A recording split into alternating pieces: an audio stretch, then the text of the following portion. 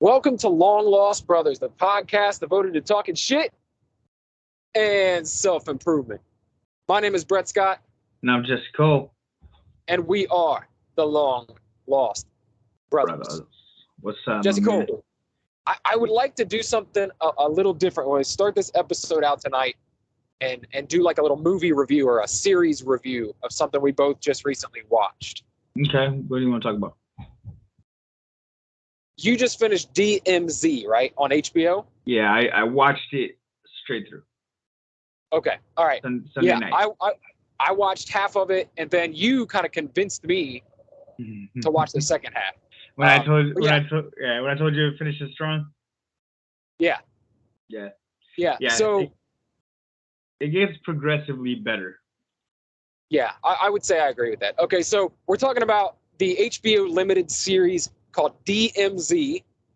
It's loosely based on a DC comic. You can't really tell. I mean, really.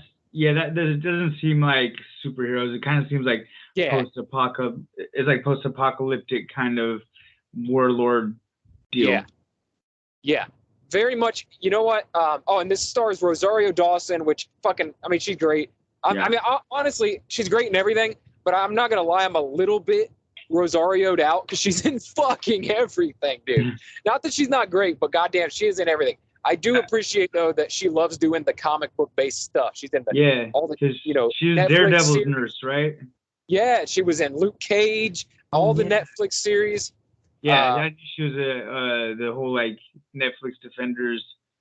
Yeah, she was like the common thread between all the shows that like let you know it was all connected. And she's in she plays Ahsoka on Star Wars in the Star Wars realm. So yeah, dude, she's just all over the place. It's crazy how much stuff she's in, and she's good in everything. But I was just like, man, she's just in everything I watch. It feels like. But it stars her and then Benjamin Bratt, which I think is the guy who plays Parko. I think is like steals the show. Like he's the best thing Parko's about great. this. Yeah. I was gonna ask you who that. Oh, sorry about that. Anyway, yeah. So Parko, he kills it the whole time through. Like he's a very. What else was he in, man? I was trying to place him. He was that guy. Actually, he looks like way more like he's playing Mexican Latino in this.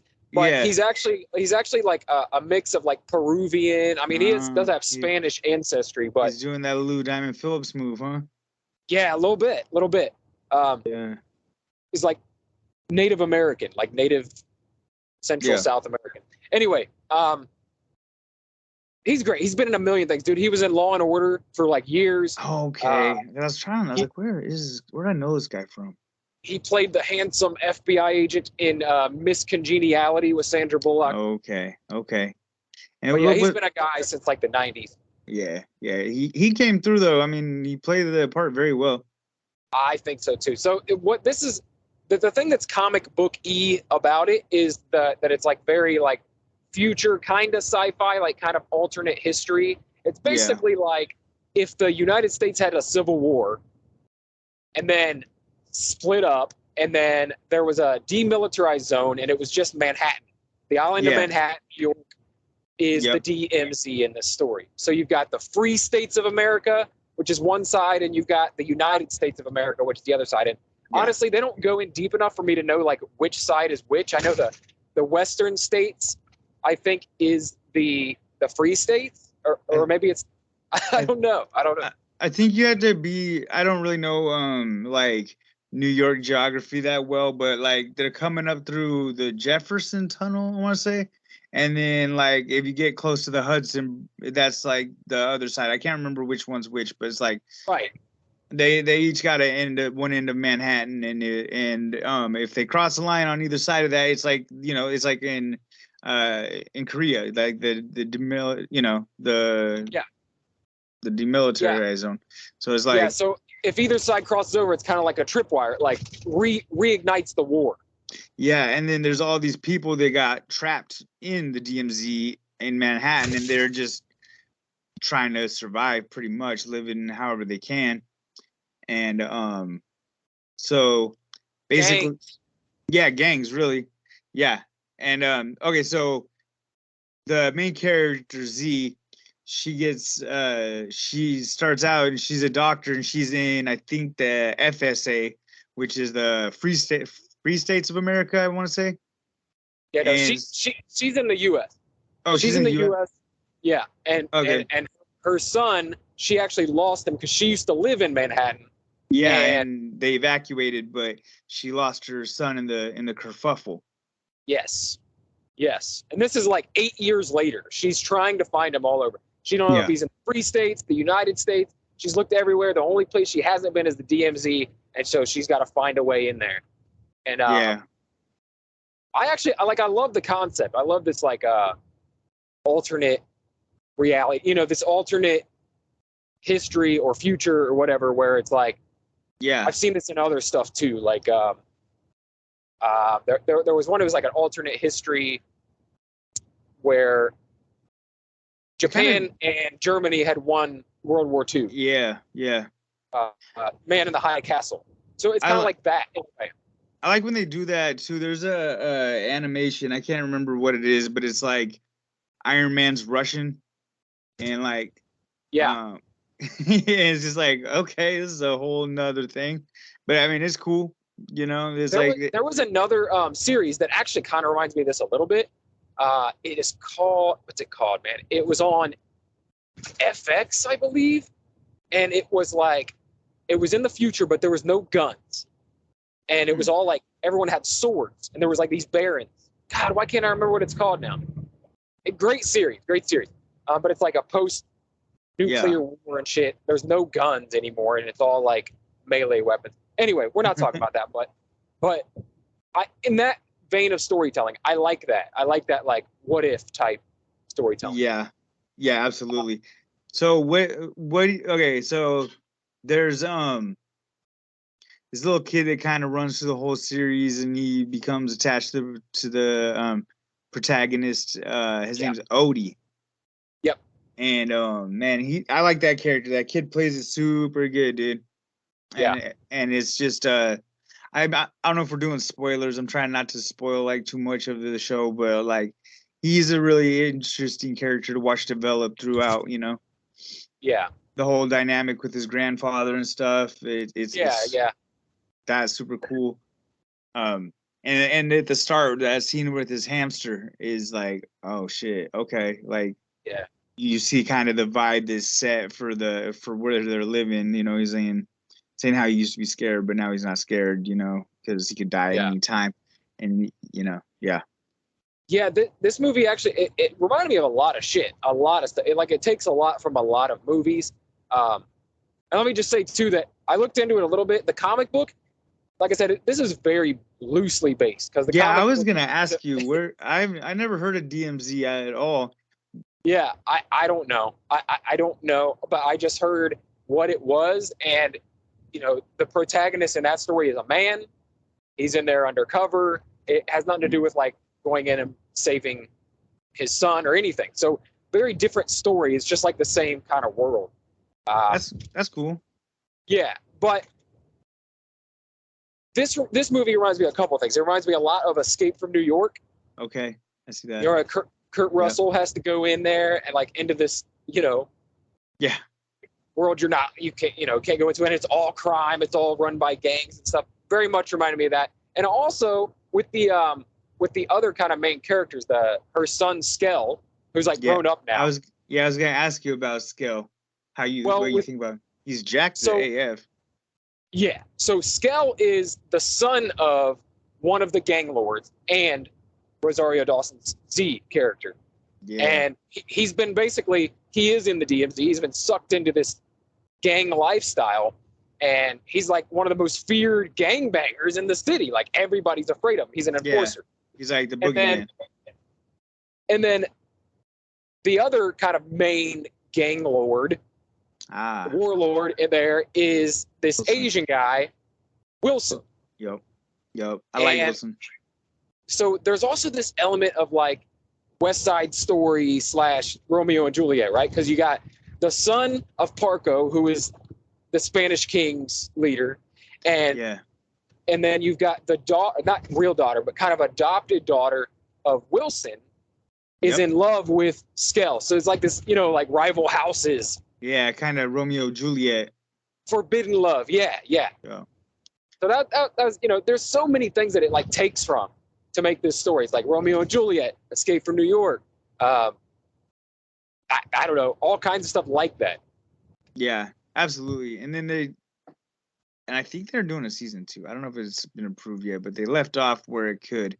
And one thing sorry, I'm kind of meandering around this, but good. The thing that I like is that you watch the first episode, you're like, I don't know, it's all right. You're like, I'll let it play. Then the second episode, you're like, oh shit, okay. Then the third episode, you're like, oh, these motherfuckers are crazy. Then the last episode's like, holy shit, like, it's like you get really invested. Like, it ramps up quite a bit from then. Like, first off, you're like, all right, I guess I'll watch this girl go look for her kid, because my dumb ass, I was super tired when I started watching it, and it took me like half the first episode to realize it'd been 8 years until like when she went to but I didn't realize it'd been 8 years until like she ended up at Parko's house, and he's like, bitch, you come here after 8 years, Yeah. Like, oh. Well, I agree, man. It was definitely a slow burn. There's 2 things that made me finish it, okay? Because after 2 episodes, I wasn't completely sold on it. I was like, all right, there was 2 things that made me finish it. You telling me that it finishes strong, and then also the fact that I knew it was only 4 episodes. So I was like, if this was 10 episodes that I had to get through, I don't know if I would have continued on. Yeah. But knowing that it was like a limited series and it was over in 4 is one. Yeah, it was like you could I was definitely. like, I might as well finish it out. And it was good enough that it was like, if it got better, okay. And it did. It got fucking way better. Like, got way more interesting in episode 3 and 4. Yeah. The first episodes are kind of just setting up all the roles and characters, and just so you understand what's happening, like in the parameters. And there's a lot of fucking characters and a lot of development that has to happen in that first half to make the second half of the series good, in my opinion. Yeah. I will say, though, that even with that, it felt a little bit rushed, like how much shit happened. Like the fact that she went in there, and I'm not going to spoil too much, but I'm going to spoil a little bit. The fact that she went in there and then gained so much like political power within like a day and a half. Yeah, I know. It was a little bit like, get the fuck out of here. They ain't going to listen to no stranger coming in like, oh, she's the savior. Like, there's no way, dude. So it was a little bit of a stretch for me, but I really enjoyed the fucking fights and the gang violence and the rivalries, and I loved all that about it. Yeah, I really like how they show like Skell, the first fight that he's in. Yeah. When they're kind of putting shit down, like it's like oh. Yeah. Like, oh, yeah. Okay. It's violent. I mean, it is a violent show, and I'm a '90s kid, dude. I fucking love violent shit. I love it. And you have to kind of suspend disbelief, A little bit, yeah. And that's why I said like the comic bookness comes in. It's like, okay, you gotta imagine in this reality, okay, this could happen, and then like, in a comic book that has to happen. You know what I mean? Like, you could take 12 issues to tell that story, and it was like, it would work out a little better. Like 4 episodes. I'm glad it wasn't a 10-episode deal. I don't think I would have got through it, but yeah. I probably would have, just because I'm a maniac, but it felt like a quick turn for me for like her to come in the way she did. No one liked her, trusted her, or anything, and then the next minute she's the savior. It was a little much, but overall, and it's like you're showing all these people shot, killed, and murdered, and just like life is cheap, But then she's like just walking into like the big bosses like shit, like it ain't no thing, Yeah.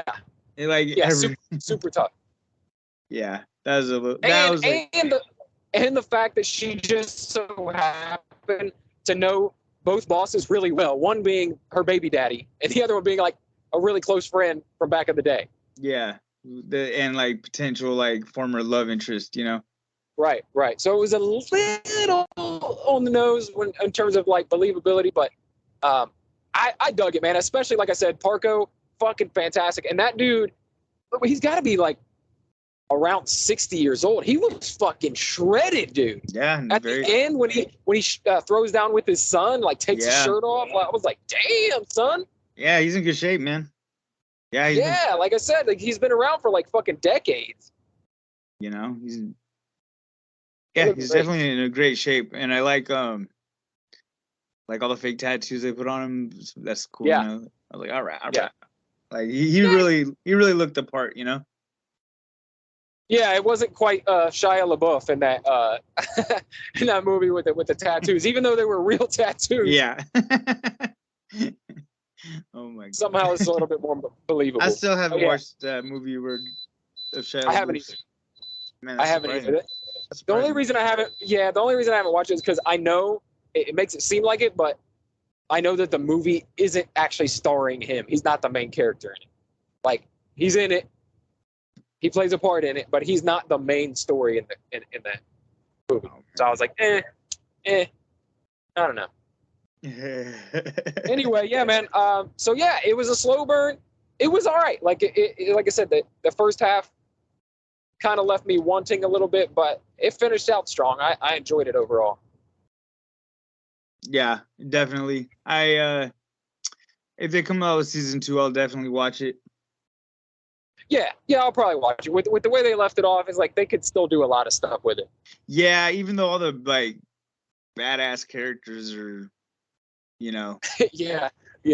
But I think they would have to introduce some more like. Well, yeah. Now it'll be more between like. Well, but the cool thing about that, the setup of the show is they could make another season that has nothing to do with Z. You know? There's just like it could be like Odie's story now of him coming up and how he's gonna come to power or whatever, or you know, how they're gonna smuggle back into one of the states and get away from the Civil War and what the outcome of this Civil War is. Yeah, they could tell all kinds of stories, man. It's like just like life in the DMZ, like. Yeah,